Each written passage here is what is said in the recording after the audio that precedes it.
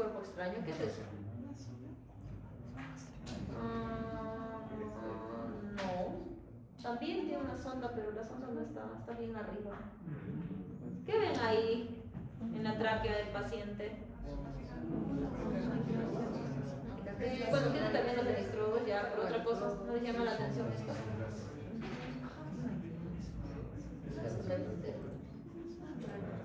¿Qué es esto? ¿No sería un tubo de traqueostomía? Es un tubo endotraqueal, es un paciente intubado. Ya, esta por es una placa anteroposterior en las clavículas.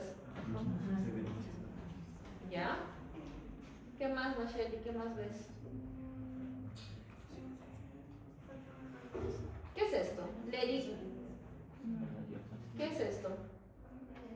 Observamos una imagen radiopaca que puede ser compatible con un consolidado, en este caso bilateral.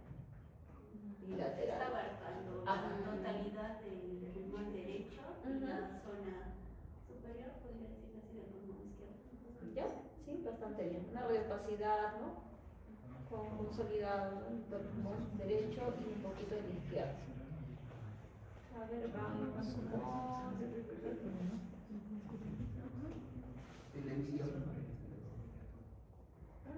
Muy poco, está mucho mejor que el derecho. Ligeramente traccionado, pero siempre recuerda que el derecho es un poquito más elevado que el izquierdo, ¿ya? Con la cúpula del hígado. A ver, Giovanni, la tomografía.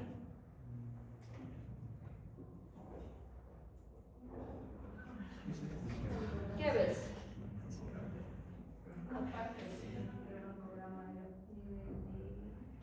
Ese es un broncograma aerotípico, ¿ya?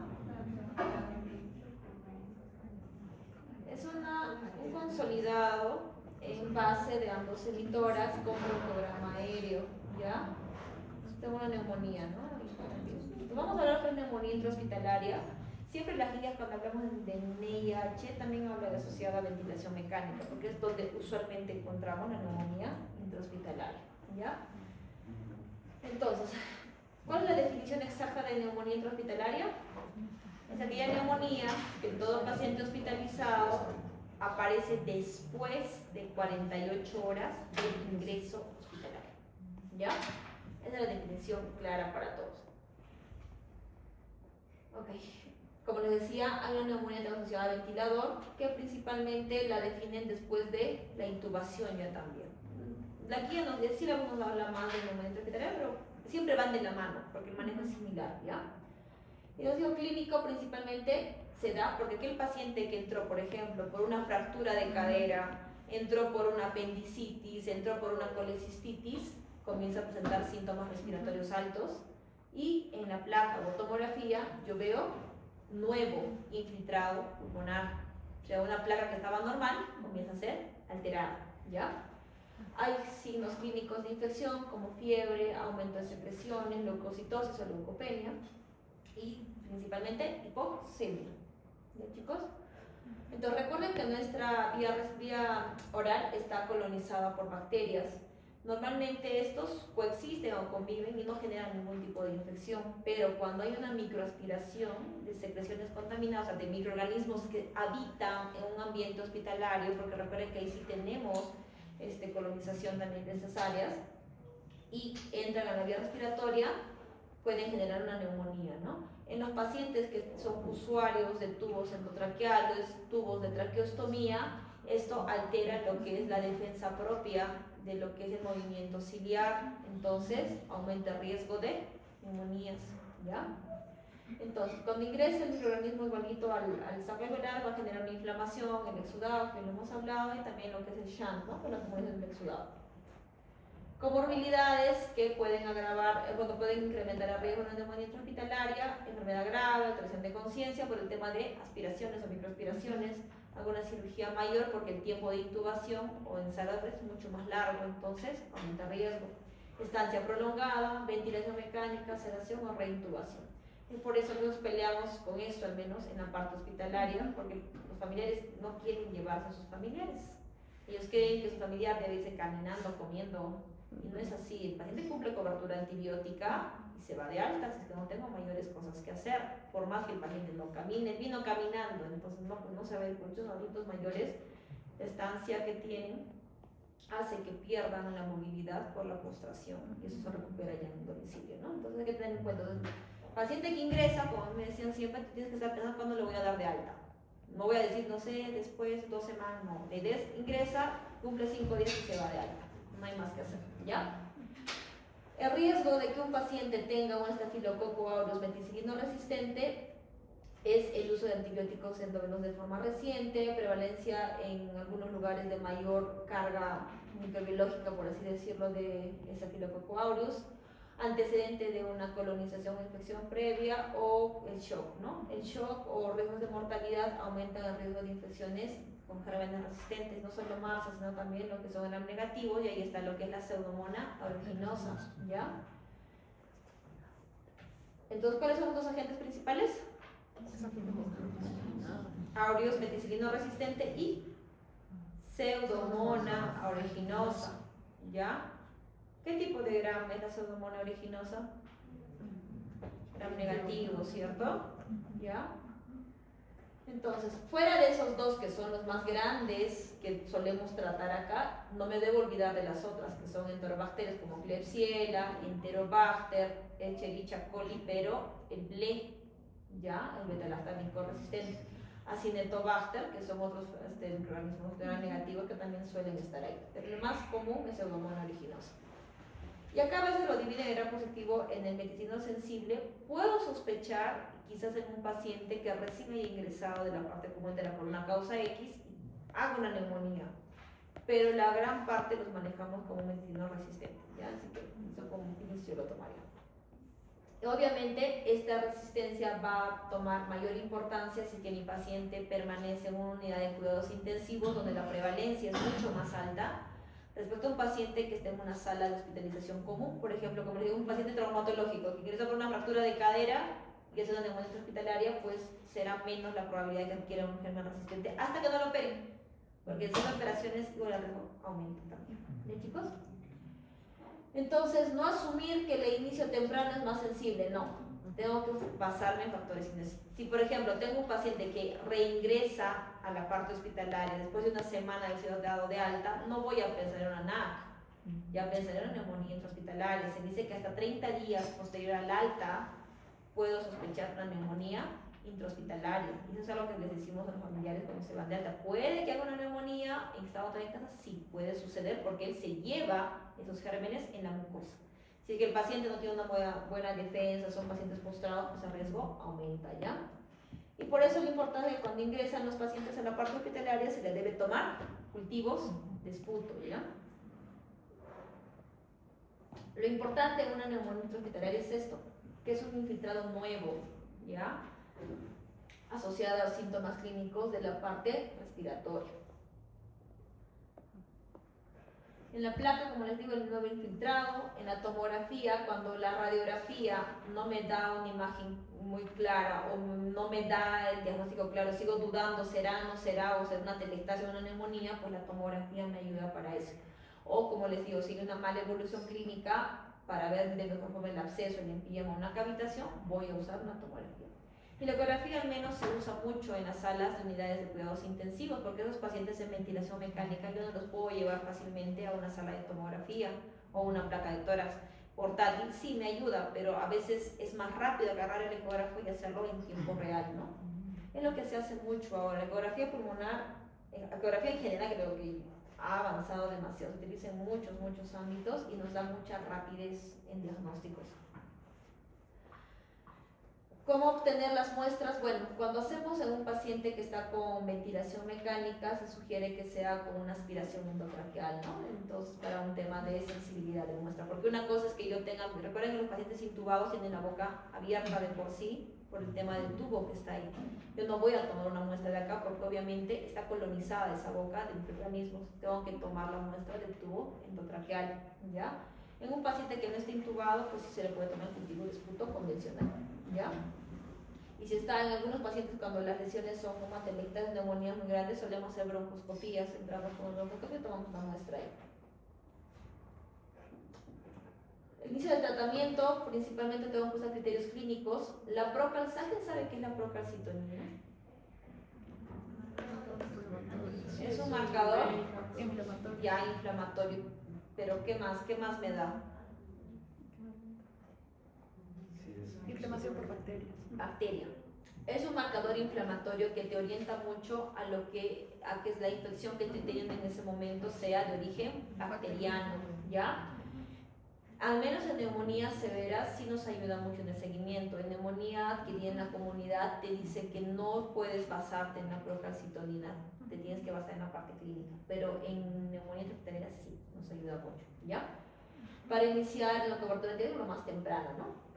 Y la suspensión, en este caso, va a depender mucho de cómo mi paciente evolucione. El tiempo de duración acá va a ser mucho más, vamos a verlo más adelante. Entonces vamos a ir paso por paso. Primero voy a sospechar de la clínica y obviamente me van a una imagen. Voy a encontrar un nuevo infiltrado.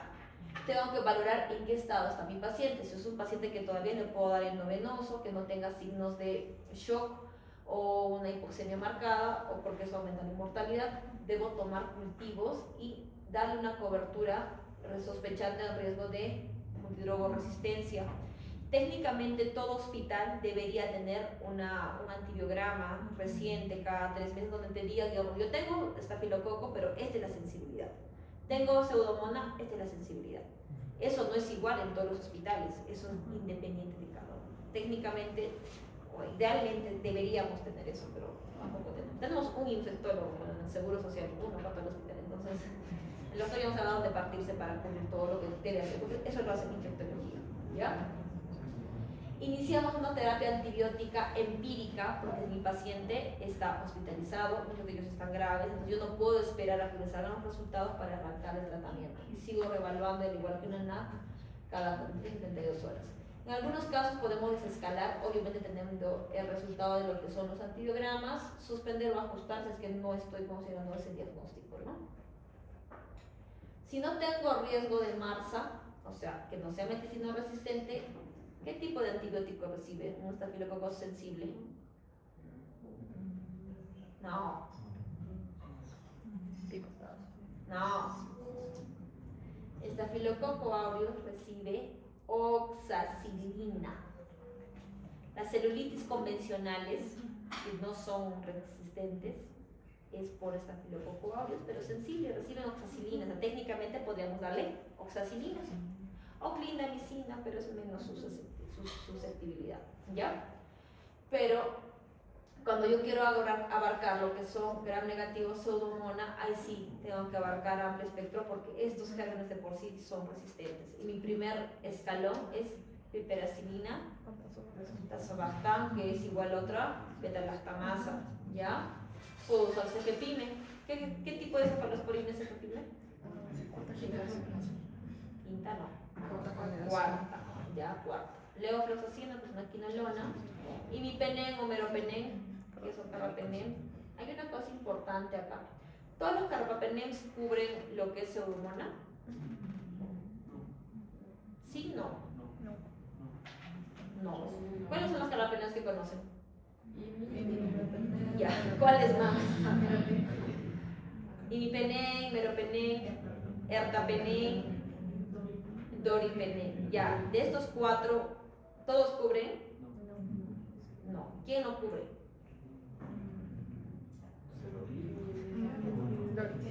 Ertapenem no cubre pseudomonas. Ertapenem lo solemos usar más para infecciones urinarias por E. coli, ¿ya?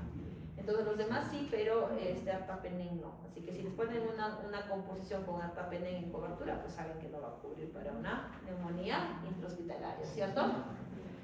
Para un estafilococos meticilino resistente tengo que darle sí o sí vancomicina. Es el único que tenemos hasta el momento disponible para lo que es meticilino resistente, ¿ya? Y aquellos que tienen una falla renal, por ejemplo, que dializan, tenemos que usar dinesolid, porque ese no tiene metabolismo renal, ¿ya? Y bueno, el tema de las resistencias va a depender cómo vayamos escalando para el tema del tratamiento. Hay algunas pseudomonas que pueden ser incluso resistentes a carbapenems y en esos casos usamos otro tipo de antibiótico. ¿Han escuchado alguna vez de la colistina? ¿Qué tipo de antibiótico es la colistina? ¿No? Es un monobactámico. Ya es más raro de usarlos, pero ese, por ejemplo, ese antibiótico solamente se utiliza cuando hacemos aislamiento y sensibilidad. Tenemos que tener comprobado que sea resistente, que sí hemos tenido algunos casos, al menos en pacientes con bronquiectasis. Ya me explicarán en el grupo que hable de bronquiectasis por qué estoy preguntando esto, ¿ya? Entonces, para seguir redundando un poco la idea, el enfoque importante es saber que los dos microorganismos mayormente asociados a Staphylococcus aureus y Pseudomonas aeruginosa, otros gram negativos también. Mi cobertura antibiótica va enfocado principalmente a estos dos, ¿ya? ¿Nada más? No va a cambiar. Igualmente, el herbicida sensible, que hemos dicho que son resistentes, Pseudomonas, tratamiento antibiótico mínimo 7 días, incluso hasta 10, y en neumonías donde vemos efusión pleural, sospechando en una efusión paraneumónica, puede ir hasta 10 a 14 días, ¿ya? Se debe, en la mayoría de casos, tratar de individualizar cada caso, porque va a depender de la neumonía severa en un paciente de 40 años sin comorbilidades a un paciente de 90 años que se dializa, que tiene POC, que tiene diabetes. Entonces ahí cambian las cosas y ahí también valoramos mucho el tema de la cobertura de acuerdo a cada caso, las comorbilidades que tiene. Entonces tenemos que individualizar cada caso. En la medida de lo posible se debería desescalar. Digo debería porque no lo solemos hacer. Cuando ya arrancamos una cobertura amplia y el paciente va bien, nosotros solemos terminarlo ahí. ¿Por qué? Porque no tenemos cultivos. Porque cuando yo le tomo a cultivo, ya llega a hospitalización de neumología, mi paciente ya está 3-4 días con antibiótico o una semana. Entonces, ¿qué cultivo va a salir positivo ya para esa altura de tratamiento? Entonces, ¿qué me queda? Solamente completar. Pero idealmente deberíamos tratar de hacer esto, ¿no? Para justamente disminuir la resistencia bacteriana, ¿ya? Si mi paciente no mejora, a pesar de tener una cobertura amplia, debo buscar otras causas que no necesariamente solamente es neumonía. Pensaré en un edema agudo de pulmón, atelectasis son unas causas muy frecuentes de una neumonía severa que no está yendo bien. El TEP, todos los pacientes que ingresan a una sala hospitalaria aumenta su riesgo de TEP. Es por eso que se les debe anticoagular de forma profiláctica. Todos van con enoxaparina, al menos aquellos que no se movilizan, o sea, aquellos que ni siquiera van al baño. Los que se pueden caminar, bueno, observamos, pero los que están completamente encamados no se tienen que dar anticoagulación profiláctica justamente para prevenir un TEP, ¿ya? Puede haber un signo de sangrado, signo de respiratorio de adulto, toxicidad medicamentosa. Habría que verificar estos puntos de aquí, ¿ya?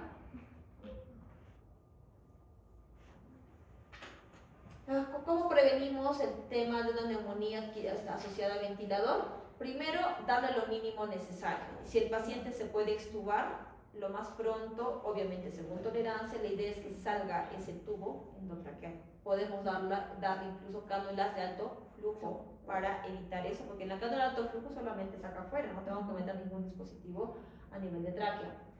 Reducir lo que es las microaspiraciones o reflujo, es por eso que tienen que ir con gastroprotección para disminuir el tema de microaspiraciones y aumentar el riesgo de neumonías. Cuidado integral, ¿no? Antes se creía que se les debía dar clorexidina, lavar con todos los días. Los estudios actuales dicen que ya no, basta con una buena higiene bucal y nada más, no hay que hacer mayor cosa. Es lo que les decía. Higiene oral, clorexidina oral ya no, se ha desestimado, ¿no? Y la que no está asociada a ventilador, todo paciente que está hospitalizado tiene que moverse. Yo lo que le digo a los pacientes jóvenes, al menos hospitalizados, tienen que moverse. O sea, el estar hospitalizado no es que yo me voy a quedar encamado todo el día, ¿ya? Mientras que mi paciente puede ir al baño por sí solo, pues tiene que ir al baño, moverse, caminar, porque eso es fisioterapia respiratoria. Y también pasa esto, el paciente se acondiciona. Entonces el paciente le decimos al 7º día, señor, se va a ir de alta, y me dice, doctor, ya no puedo caminar, me canso al pararme. Eso no es porque esté yendo mal, es porque simplemente perdió el acondicionamiento y eso demora mucho tiempo. Todos los pacientes hospitalizados tienen que ir por eso a la rehabilitación posalta para recuperar. Y más aquellos pacientes que son adultos mayores, porque se genera lo que es la sarcopenia. pierden masa muscular y eso es difícil recuperar. Tiene que hacer mucha rehabilitación y eso es parte también del tratamiento, una neumonía, porque si mi paciente está postrado y no lo mueven, secreciones se acumulan, se contamina y genera una neumonía nuevamente. Ya, entonces tienen que hacer fisioterapia para que puedan botar o movilizar al menos las secreciones. Evitar sedación innecesaria porque no se mueven secreciones, los cilios se mueven cuando estamos despiertos, cuando estamos dormidos, no, también duermen prácticamente. ¿Ya? La movilización es mucho. Por eso todo paciente adulto mayor cuando se despierta y dice tengo un moco atrapado en la mañana, es porque estaban dormiditos. ¿Ya? O bueno, vamos a hacer uso indiscriminado de lo que es antibiótico-terapia. Vamos a hacer un casito rápido. A ver, vamos. ¿Algún voluntario? ¿No? ¿Podría hacer una pregunta? ¿Sí? ¿Cuál es el interés de usar mascarilla en el hospital? Porque se ve que los pacientes, la mitad usa y la mitad no usa. ¿Reduce realmente el riesgo de neumonía? ¿O? Técnicamente, lo que pasa es que, bueno, no sé cómo sea en la regional o en Lorena. En el Seguro Social, al menos donde yo trabajo, la sala de neumología está al lado de lo que es medicina interna. Al costadito está oncología, al costadito está gastro, neuro. Entonces, técnicamente un paciente respiratorio, neumología, no debería compartir una sala con pacientes de otras áreas. ¿Por qué son pacientes respiratorios? El uso de la mascarilla debe ser para el paciente enfermo. O sea, por ejemplo, si yo me resfrío, yo soy la que debe usar la mascarilla, no mi entorno. Y pasa al revés. ¿Entienden? Exacto. Entonces, técnicamente, o sea, a veces pasa eso. En neumología sí les obligamos que usen, pero viene el médico internista y dice, mi paciente que está con, ¿y tú por qué va a usar mascarilla? Le digo, sí, pues tiene razón, pero recuerden que está en un área compartida donde no hay mucha ventilación, entonces el riesgo de contaminación cruzada es mucho más alta. En salas más modernas, que la verdad ni en Lima creo que sucede eso, también incluso están más hacinados en Lima, es decir, no, idealmente no he visto que se respete un espacio. Incluso te dicen, ¿no? Cada paciente debe tener un espacio de por lo menos 2 metros entre paciente a paciente para disminuir justamente las secreciones, todo, pero lamentablemente la necesidad hace que estemos pegaditos, ¿no? Pero sí, o sea, el mensaje es eso, si el paciente está enfermo, él es el que debe usar la mascarilla, no el entorno técnicamente. Y en un hospital pues lo usamos todos porque es un ambiente contaminado prácticamente, ¿ya? Ok, a ver, vamos con su compañera de aquí del fondo, que no nos conozco todavía, poco a poco lo voy a conocer. La última de acá, de mi lado izquierdo. ¿Tu nombre? Marina. Marina, ¿no puedes leer el caso, por favor? ¿Sí? ¿No se ve? Lo leo entonces y te pregunto, ¿ya? Varón de 32 años, día 6 de hospitalización por un accidente cerebrovascular, tiene una fiebre de 38.7 con secreciones purulentas, saturando 83%, voy a bajarlo un poquito. Tiene un nuevo infiltrado basal derecho, recibió centración a 4 días, está hemodinámicamente estable. A ver, Marina, ¿cierto? Sí. Ya, Marina, ¿cumple definición de neumonía adquirida, pues neumonía intrahospitalaria? Sí. Sí, ¿por qué? Porque ella estaba hospitalizado. ¿Cuántos días tiene hospitalización? 6 días. 6 días. Tiene que ser mayor a 2. Entre 8 horas o 2 días, ¿cierto? Ya, a ver, vamos con lo que está delante de ti, Mariana. Alexandra, ¿qué factores elevan el riesgo de resistencia en este paciente?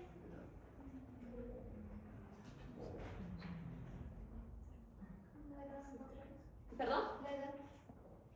La edad. ¿Qué más?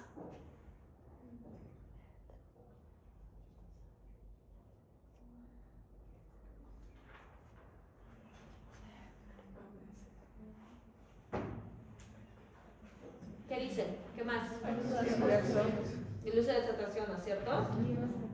Y el ACV, el estado de postración, porque no moviliza secreciones. ¿Ya?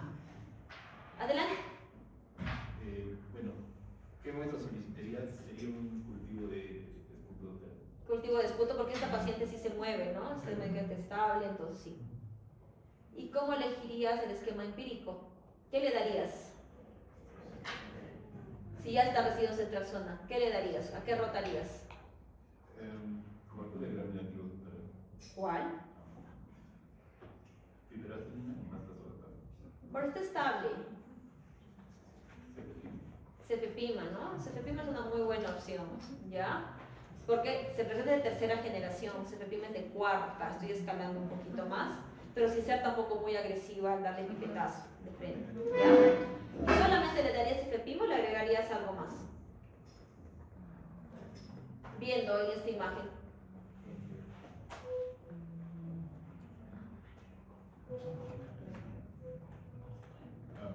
¿Podría ser con una complicación de COVID también? ¿Del COVID? No vamos a enredar. Hoy vamos a ver la siguiente semana con neumonías virales. Mi pregunta es, en esta tomografía que están viendo acá, y en la placa radiográfica que ven el consolidado acá, para iliar o para iliar derecho que está acostado sobre el corazón, este tipo de neumonía, como pueden ver en el broncograma y todo, ¿les haría sospechar que también está acá un Staphylococcus aureus? ¿Por qué? El patrón radiográfico de los típicos generalmente son... No, retro. ¿Por qué me estás hablando de típicos en neumonía intrahospitalaria? Estamos en NAC, estamos por en NIH. Acá no hay típicos, atípicos, ¿ah? En neumonía intrahospitalaria no hablamos de típicos, atípicos. Estamos hablando de gérmenes intrahospitalarios, pseudomonas aeruginosa, meticilino resistente, Staphylococcus aureus, Enterobacter, anaerobios. ¿Qué tipo de lesiones suele generar Staphylococcus aureus? Imagenológicas. Al ser gran positivo, ¿qué genera en el parénquima pulmonar?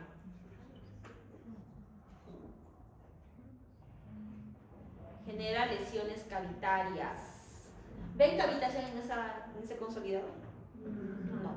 Entonces yo no sospecharía de que esté por ahí un MARSA. Sospecho más que es un gram negativo, una pseudomona, un enterobacter, una acinetobacter, un E. coli. Entonces me basta y me va bien con solamente cefepime. Si yo viese burbujas de aire o viese otro infiltrado con una cavitación, pues sí le podría agregar vancomicina, porque estaría sospechando en Staphylococcus aureus meticilino resistente. ¿Ya dejé entender ahí? Sí. ¿Y el de adelante? ¿Marcos? No. Sí. ¿Cuándo desescalarías?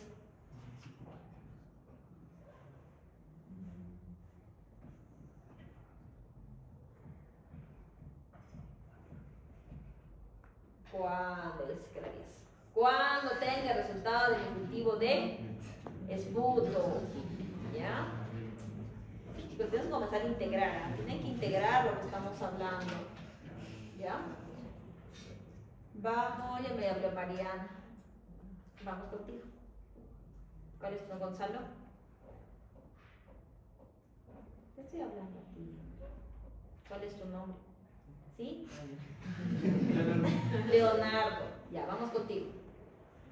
Mujer de 58 años, ventilada 7 días por pancreatitis grave, aumenta FIO2 y PEP más fiebre, secreciones purulentas, infiltrados bilaterales y shock, y recibió antibiótico de cuarta generación.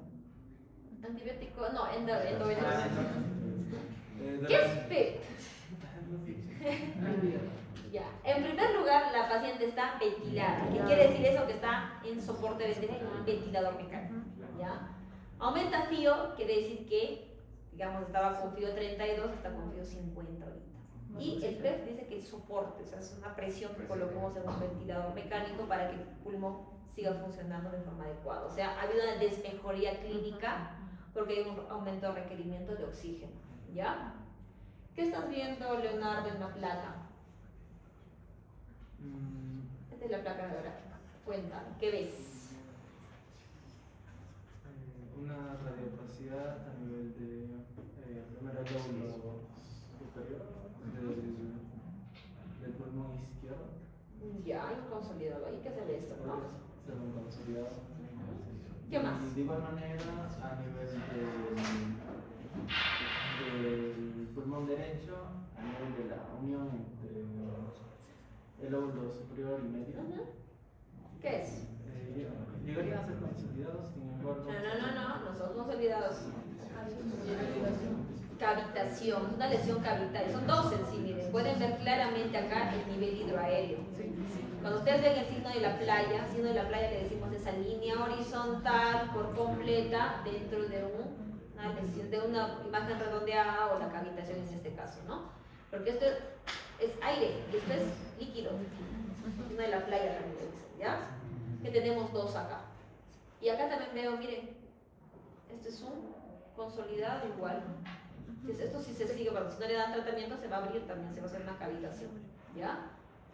Y tomográficamente se puede ver de mejor forma la lesión, que es el consolidado, que está acá con broncograma aéreo, con una lesión cavitaria. ¿Qué les dije de antes? Si estoy viendo una lesión cavitaria, ¿en qué germen estoy sospechando? En Staphylococcus aureus, ¿no? Sistémico. ¿Cuál es una de las características de este germen que suele hacer como que dispara a otra parte? Miren esto. Tiene un nódulo acá, que seguro que si yo le dejo evolucionar también se va a abrir. ¿Ya? A ver, vamos para atrás. Tu compañera del fondo. A ti, sí. ¿Cuál es tu nombre? Ninoska. A ver, bueno, esto ya hemos dicho que es empírica para Marza, ¿ya? No, acá me preguntas, no sé qué me preguntas. Ya. ¿Alguna duda hasta acá, chicos, de este caso? ¿No? ¿Qué cobertura antibiótica entonces le voy a dar a esta paciente? Vancomicina. ¿Solamente vancomicina? No. ¿Por qué le voy a dar Linezolid? Sería vancomicina. Chicos, el Linezolid es igual que la vancomicina. La diferencia es que la vancomicina tiene un metabolismo renal. No le puedo dar a un paciente que está dializando. Para este tipo de pacientes que tienen compromiso renal le tengo que dar Linezolid. ¿Ya? Entonces, fuera de mi vancomicina, porque es una paciente que no tiene falla renal, entonces le voy a dar vancomicina por esa razón. ¿Qué más le voy a dar en combinación? ¿Pensando en qué germen más? En la pseudomonas. Entonces, ¿qué más le voy a dar? Puedo darle meropené, puedo darle imipené o pipetazo también, asociados de forma conjunta, porque estoy viendo cavitación. Recuerden que en una cavitación hay gram negativos, ¿ya? Asociados a gram positivos en este caso. Doctor, una pregunta.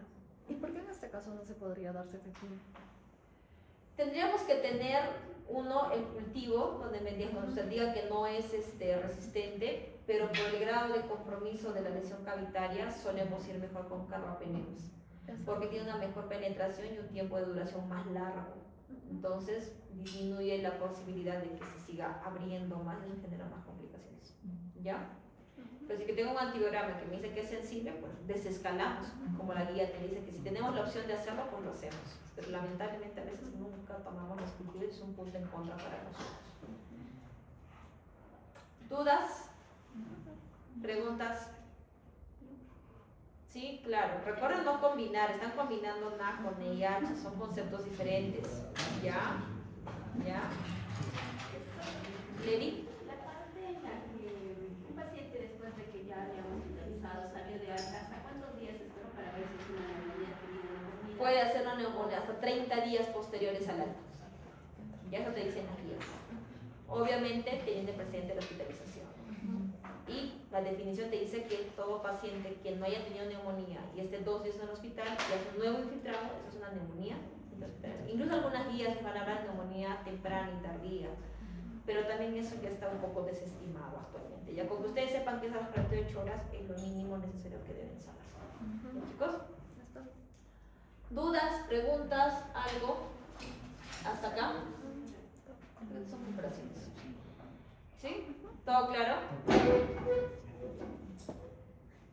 No se olviden de esto, por favor. Siempre el tratamiento en una NIH es un antipseudomónico más para Marza, ¿no? Siempre tiene que estar ese tipo de... Así como decimos, para una neumonía aquí en la comunidad, un betalactámico más un mecrólido o una tetraciclina, en este caso hablamos de antipseudomónico más ¿ya? Repitiendo un poquito, neumonía intrahospitalaria, neumonía mayor a 48 horas tras el ingreso y asociada a ventilador, bueno, tras la intubación de las 48 horas, ¿no? El diagnóstico es clínico radiológico, que se apoya con la microbiología. El antibiograma local, que es lo que les mencionaba, que todo hospital, toda sala de UCI debería tener para poder basarnos en eso, el tema de la resistencia. ¿Ya? De acuerdo a los pacientes individuales se puede ver el tema de la cobertura marzo, doble cobertura, ¿no? Al inicio. La idea es obtener cultivos al inicio para reevaluar a las 72 horas y desescalar, idealmente. Mínimo te dicen que debe ser 7 días de tratamiento, pero va a depender de la evolución clínica del paciente y que no haya complicaciones como un absceso o una infusión para neumonía. Y la prevención, bueno, reducir la ventilación al mínimo tiempo necesario, la sedación que sea lo mínimo, la sedación, contracción general y movilización, ¿no? Por eso nosotros decimos a un paciente que se le intuba, la idea es que el paciente esté extubado máximo en 72 horas. No solo por la neumonía asociada a ventilado, sino por un riesgo de que haga una estenosis traqueal y termine con traqueostomías, ¿ya? Entonces no es que puede estar mucho tiempo sin complicaciones. No, la idea es sacarlo lo más pronto para que evitemos complicaciones. A ver, vamos con otras compañeras. ¿Tu nombre? Me olvidé. ¿A ti? Ofelia. Ofelia. ¿Qué estás viendo en la placa radiográfica? Hay una radiopacidad en el lado izquierdo, la parte superior. ¿Qué más? ¿Solo ahí? ¿Esto? También. También, ¿no? Un poquito aquí y aquí. Parte superior también. Un ápice. ¿Qué más? ¿Qué más ves en esa placa? Hay tipo nódulo. ¿Nódulos? ¿Esto? Esos no son nódulos, ¿sabes? Son los bronquios. ¿No te llama la atención esto? Sí. ¿Qué es eso? Hay acumulación de líquido. Efusión pleural. Ya, es una efusión pleural de mi tórax izquierdo. Ya. Tomográficamente estoy viendo un consolidado en lóbulo superior izquierdo. Se puede dibujar bien en el broncograma claramente. Igualmente acá también clarísimo. Y tenemos una efusión que probablemente es una efusión paraneumónica. Cuando tenemos un consolidado asociado a efusión, tengo que ver que esto no es una efusión paraneumónica. Cuando hablemos de efusión pleural, vamos a ver un poquito de eso. ¿Ya? Estamos viendo la lesión. Ya, a ver. ¿Tu nombre? Gabriela. Gabriela, ¿qué estás viendo acá? Ok. En principio veo que realmente no puedo distinguir dónde está el ángulo costofrénico del lado izquierdo. Sí. No puedo distinguirlo, la verdad, entonces. Está como que justamente el ángulo con su colon está distendido lamentablemente en esta paciente que te borra el ángulo, idealmente que se debería ver así, ¿no? No lean esto con esto, por si acaso. Si se dan cuenta no se relaciona. Sí. O sea, no creas que leyendo esto es esto. ¿Qué ves acá? Ahí veo, no sé si sería un broncogramos aéreo. Bueno, no parecen broncogramos en realidad. Sería un consolidado. Es un consolidado que se está comenzando a abscedar. Todo lo negro, o sea, negro homogéneo, es aire, ¿ya? Entonces tengo un consolidado con aire atrapado. Eso se está comenzando a abscedar, es decir, se está liquefactando el contenido parénquima prácticamente, ¿no? Acá está más y acá está mucho más. Entonces, si yo le hago un control tomográfico a los 3-4 días, se va a abrir eso, ¿ya? Este es un absceso pulmonar secundario a la neumonía complicada, ¿ya? Y esa de neumonía hospitalaria es mucho más complementando de la parte que ya hemos hablado de NERNA, mucho más amplio. ¿Preguntas, dudas, algo? ¿No? ¿Claro? Ya, chicos, ya le pasé a